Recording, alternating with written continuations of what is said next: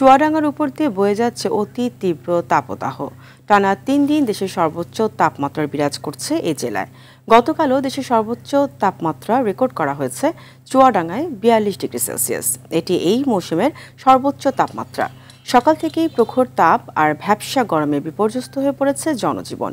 জীবিকার তাগিদে তীব্র রোদে পুড়ে কাজ করতে হচ্ছে শ্রমজীবী মানুষকে। তীব্র গরমে ঘরে বাইরে কোথাও মিলছে না স্বস্তি। অসহনীয় তাপপ্রবাহের মধ্যে খুব প্রয়োজন ছাড়া ঘর থেকে বের হচ্ছেন না কেউই। স্থানীয় আবহাওয়া অফিসের কর্মকর্তা রকিবুল হাসান জানান, আগামী কয়েকদিন এমন অবস্থা বিরাজ করতে পারে, তাপমাত্রা আরও বাড়তে পারে, তবে এখনই বৃষ্টির সম্ভাবনা নেই।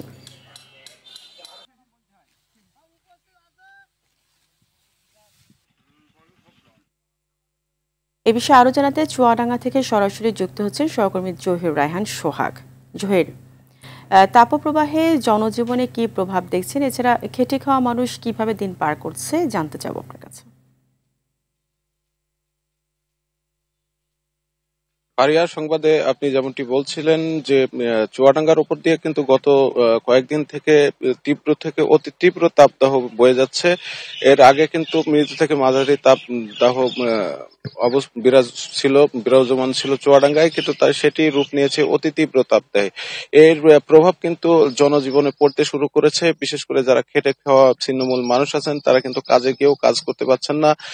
কৃষিকাজ চরমভাবে ব্যাহত হচ্ছে বলে জানিয়েছেন কৃষকরা। বিশেষ করে এই মৌসুমটা আহ ধানের ঘরে তোলার মৌসুম। এই ধান কিন্তু এই গরমে তারা কাটতে পারছেন না বলে জানিয়েছেন। কারণ এই তীব্র গরমে মাঠে কিন্তু একেবারেই দাঁড়াতে পারছেন না বলে শ্রমিকরা জানিয়েছেন। একটু স্বস্তির আশায় কিন্তু গাছের ছায়ার নিচে তারা বসে থাকছেন, সেখানেও কিন্তু স্বস্তি মিলছে না ভ্যাপসা গরমে। চুয়াডাঙ্গা আবহাওয়া অফিসের তথ্য মতে আগামী কয়েকদিন এই অবস্থা অব্যাহত থাকতে পারে। টানা ৩ দিন কিন্তু চুয়াডাঙ্গা জেলায় দেশের সর্বোচ্চ তাপমাত্রা বিরাজ করছে। গতকাল দেশের সর্বোচ্চ তাপমাত্রা চুয়াডাঙ্গায় রেকর্ড করা হয়েছে ৪২°C। এ সময় বাতাসের আর্দ্রতা ছিল শতকরা ৩৬%।